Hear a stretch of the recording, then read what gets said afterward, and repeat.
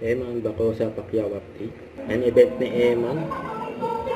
Hello guys, nandito kami ngayon sa Crocodile Park. Inimbitahan ko po kayo na manood ng testimony ko. Saka Word ni God.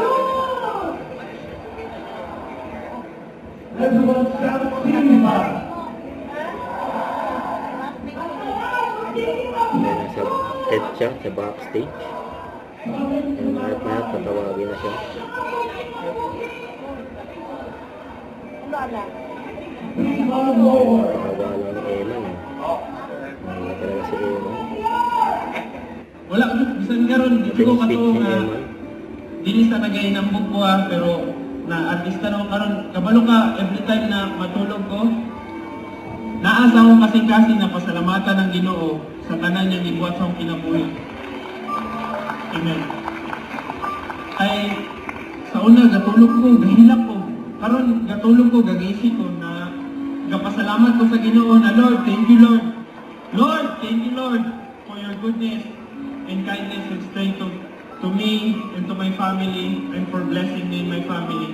Ato lipay kay ko kay sunod-sunod ang endorsement kay wala gyud ko kabalo nga may ato day kay siyempre ang mindset raman ako ato is madaog tabangan ko sa Ginoo nga madaog ko ato kay astan tanang tao sa akong paligid nga ginabash me, ginadaot me nga bisan ginaingon ko na ako sa Ginoo nga Lord dili man may ngani nga tao Lord tabangan me Lord kay dili ko ni kaya pag ako na isa Lord oh gahi ko physical pero sa sulod kay lako naman ko so kato nagampo ko salamat dito sa Ginoo na sa iyang tanang kamayo so napayatag sa inyo na verse no na Isaiah chapter 20 verse 22 when the time is right I the Lord will make it happen.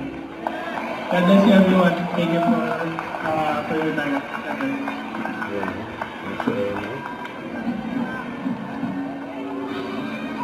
Thank you so much. That was Eman Bacosa Pacquiao. Ay, palakpakan nato.